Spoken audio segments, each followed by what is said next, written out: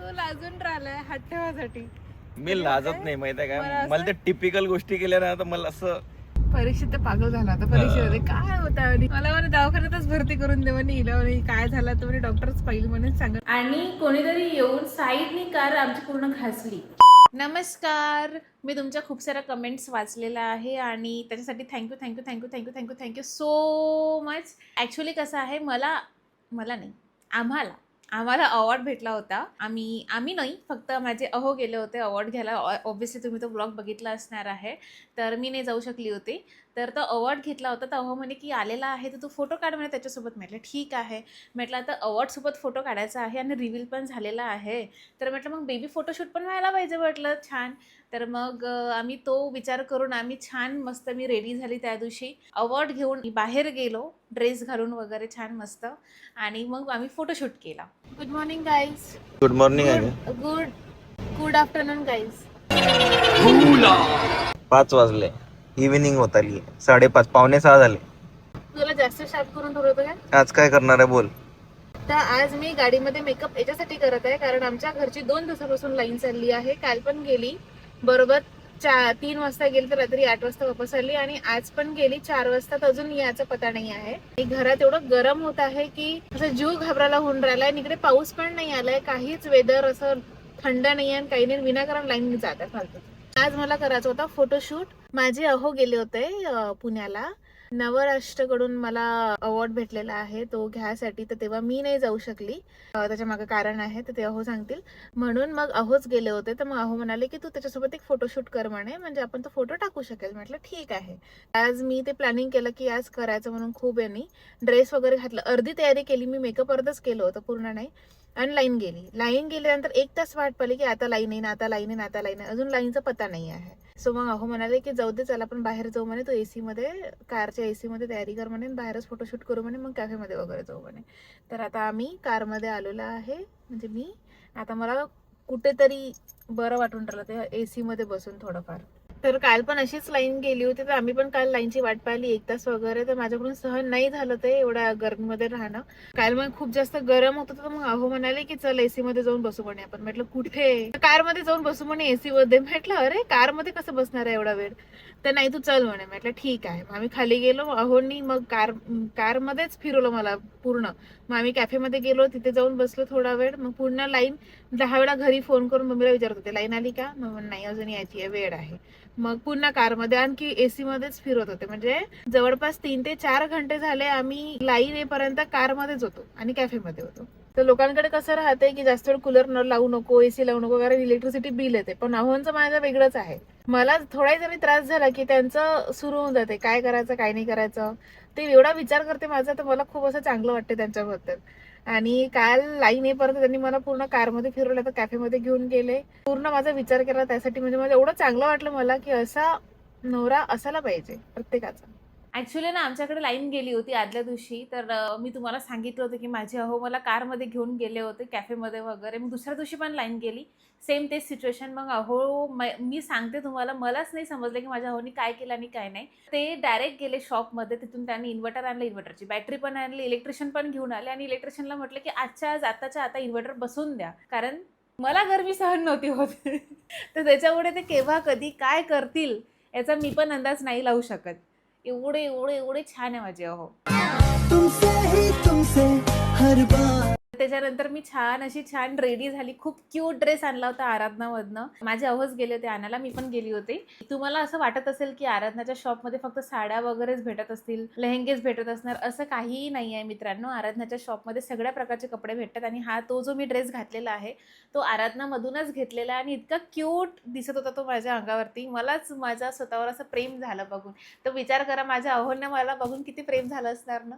तर मग मी अशी छान रेडी झाली. रेडी झाल्यानंतर माझ्या अहोनी मला बसवलं कारमध्ये. आणि नंतर आम्ही गेलो एका गार्डनमध्ये. त्या गार्डनमध्ये एंट्री केल्यानंतर तिथे एक वॉचमॅन आला. अरे तुम्ही काय करताय म्हणे इथे. म्हणे चला चला बाहेर जा म्हणे, तुम्हाला इथे अलाव नाही आहे. मग शशांकचा चेहरा दिसला एकदम. तर अरे अच्छा शशांक दादा आहे का म्हणे, कशासाठी. ते म्हणे सांगितलं मग फोटोशूट वगैरे करायचं आहे असं तसं. अच्छा हो का म्हणे, ठीक आहे करा म्हणे. आम्हाला असं वाटलं म्हणे की बा जे मुलं मुली राहतात ना, कपल्स येऊन बसतात गार्डनमध्ये टाइमपास करतात तसं काही आहे. म्हणजे त्यांना असं वाटलंच नाही की आमचं लग्न झालेलं आहे. मला एवढं चांगलं वाटलं तेव्हा. नंतर त्यांनी मग आम्हाला तिथे फोटोशूट करू दिला. आम्ही तिथे छान मस्त फोटोशूट केला, व्हिडिओ पण काढले आणि त्यानंतर मग मी अवॉर्ड सोबत पण फोटो काढले, अवॉर्डला घेऊन वगैरे. खूप मजा आली त्या दिवशी, कारण त्या दिवशी थोडंसं वातावरण पण छान होतं, पाऊस वगैरे येणार होता त्याच्या आधी. तो लाजून राहिलाय हात ठेवासाठी. लग्नाच्या वेळेस सेम कंडिशन होती त्याची. जेव्हा लग्नाचे फोटो काढायचे होते तेव्हाही तसंच करत होता. माझं मूड नाहीये, मला कसं मी लाजत नाही माहितीये का, मला त्या टिपिकल गोष्टी केल्या ना तर मला असं कसं वाटतं की काय करून राहिलो मी, काय हे दाखवलं आहे म्हणून करून राहिलो, असं नॅचरल नाही वाटत मला. ते मला असं असतं की कॅन्डिड काढा, बस मोकळं करा. आणि तू हाती नाही ठेवत आहे ना, तुला म्हणत मी हात ठेव इथे, असं तू हात ठेवलं ते ओळखू येणार, थोडं काहीतरी वाटेल. तू हाती ठेवायला रेडी नाहीये, त्याच्यातही त्याला लाज वाटून राहिली हात ठेवायची. लाज नाही वाटत आहे मला ऑकवर्ड होत आहे की मी का करत आहे. सेम लग्नाच्या वेळेस त्याची कंडिशन हीच होती. मला आवडतच नाही टिपिकल गोष्टी करते सगळे ते 1960 पासून.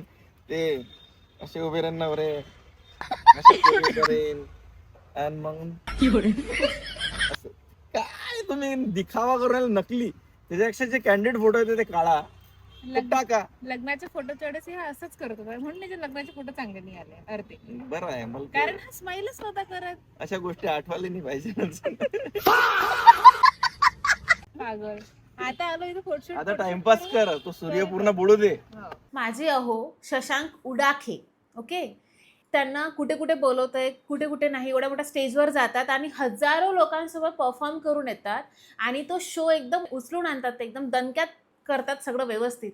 आणि इथे माझ्यासोबत साधं फोटोशूट करताना त्यांना आज पण लाईन गेली, म्हणून आज पण आम्ही बाहेर आलो. ऍक्च्युली शूट करायचा होता, घरीच करायचा होता, पण घरी लाईन नव्हती, म्हणून मग आज पण अहो म्हणाले की आज पण आपण लाईन नाही आहे तर चला एसी मध्ये गाडीमध्येच फिरूया. मग आम्ही एसी मध्ये गाडीमध्येच फिरत आहे आता. पण पहिले आम्ही कुठे गेलो होतो आपण शशांक, तिथे गार्डन मध्ये ना, गार्डन मध्ये गेलो. आजचं वेदर थोडं चांगलं होतं कारण थोडा पाऊस येऊन गेलेला होता, थंड वाटत होतं थोडं, त्याच्यामुळे बाहेर एवढी गरमी नव्हती. मला बरं नाही वाटत आहे.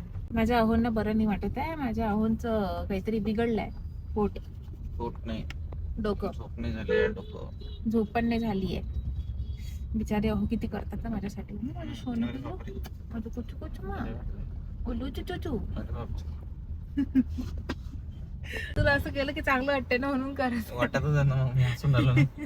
आज पण अहो म्हणाले की चला आपण बाहेर जातो. आम्ही आज पण, म्हणजे काल पण आणि आज पण, म्हणजे कालच आम्ही कॅफेत गेलो होतो. हिची बहीण होती, काव्या होती, मी होतो आणि हे होती. काल 700 रुपये लागले. कशाचे तर बिलाचे, एसीचे, कारचे, पेट्रोलचे सगळे वेगळे. जेवण झालं असतं आपलं. हो ना. आज चाललोय, बघू आता. 1 घंटा झालाय. 10 वेळा पप्पाला फोन करत विचारत आहे, हा लाईन आली का, लाईन आली का, कारण की दीदी आणि मम्मी गेली आहे देवीमध्ये गेल्या दोघी जणी त्या दर्शनाला ना. आम्ही मग काय करावं आता, आज पण गाडीमध्येच आहे. म्हणजे लाईन गेली तर इतकं भारी नुकसान होत आहे आमचं, यांचं. मजा होता यांची, आमची. आणि आज अदय सोबत. काल आता सुट्टीवर होत, आज अदय आहे. तर माहित नाही, आता पण विचारच करत आहे कुठे जायचं, काय जायचं. वाटलं कॅफे मध्ये जाऊन बसू बाबा एसी मध्ये, मला नाही होत आहे सहन. आणि आज आता तिथे गार्डनला गेलो, फोटोशूट केला, व्हिडिओ पण काढले थोडेफार छान. हा ड्रेस मस्त आहे, मला आवडला खूप जास्त. कलर पण छान वाटत आहे ना, छान दिसतो तुझा ड्रेस. ठीकठाक आहे, तिच्यावर जास्त सुंदर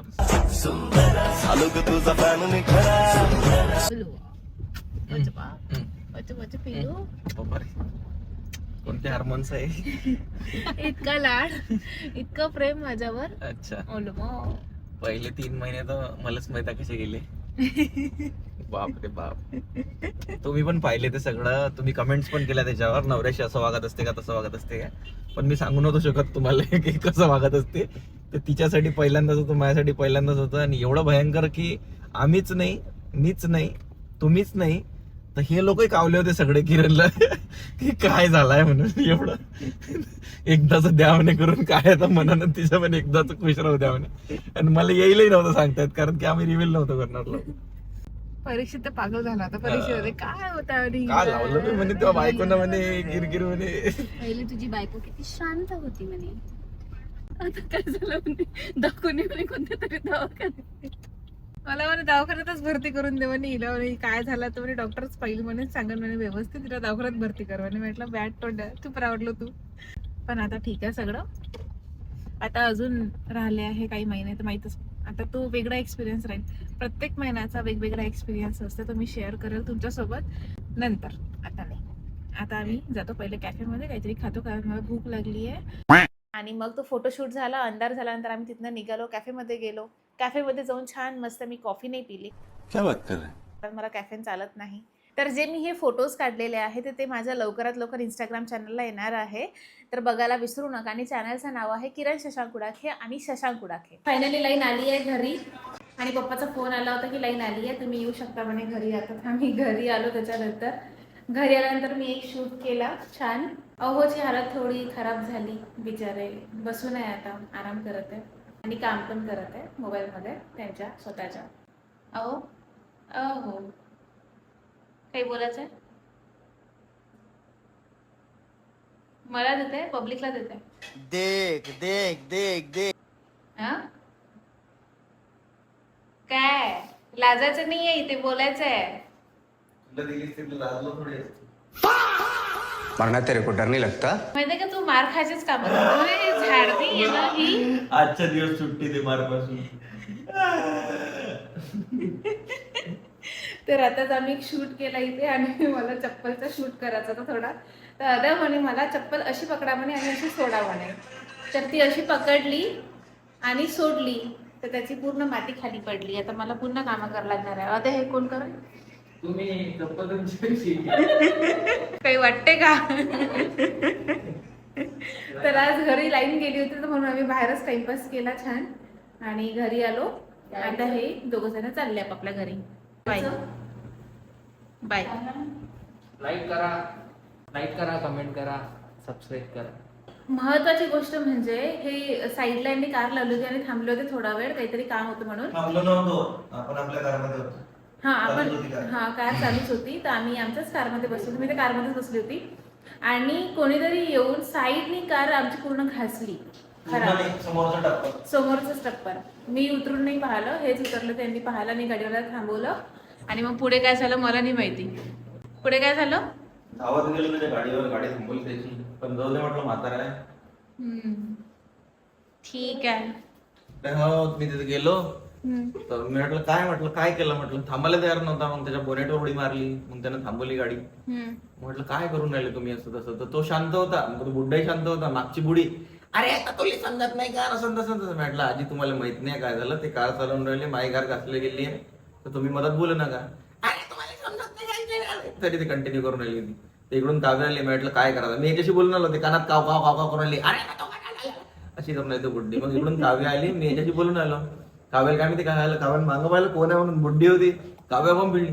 आवाज का मग तुला समजत नाही का म्हणे आमची कार उभी आहे तिथं गाडीत म्हणे नाजूक हे आहे म्हणे चालली ते पण भिडली त्या बुड्डीवर. मी येईल म्हटलं शांत घे त्याला माहित आहे त्याची चुकी आहे म्हणून. मग ते सांग ना म्हणते कोणाची चुकी आता कोण शांत बसली म्हणते बुड्डीला. म्हटलं ते गचकन पचकन राहते शांत घे. मग नंतर ते म्हटलं जाऊ द्या म्हटलं जा म्हटलं पण हे अशी रस्त्यानं गाड्या घासत बसत जाण म्हटलं तर काय.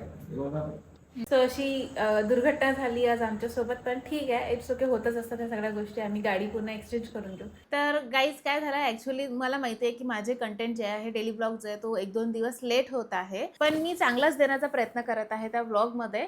जर तुम्हाला वाटत असेल की माझे ब्लॉग जे ते डेली आले पाहिजे आहे की 1-2 दिवस असं लेट आलं तरी चालेल तर तुम्ही मला कमेंट करून नक्की सांगा. आणि मी तुमच्या कमेंट्स रोज वाचते नेहमी वाचते. थँक्यू सो मच तुम्ही मला एवढं सारे लाईक्स देत आहे आणि सबस्क्राईब केलं आहे त्याच्याबद्दल. सो प्लीज लाईक शेअर आणि सबस्क्राईब करायला विसरू नका. आणि लाईक केल्यानंतर हाईप करायला विसरू नका ते खूप इम्पॉर्टंट आहे.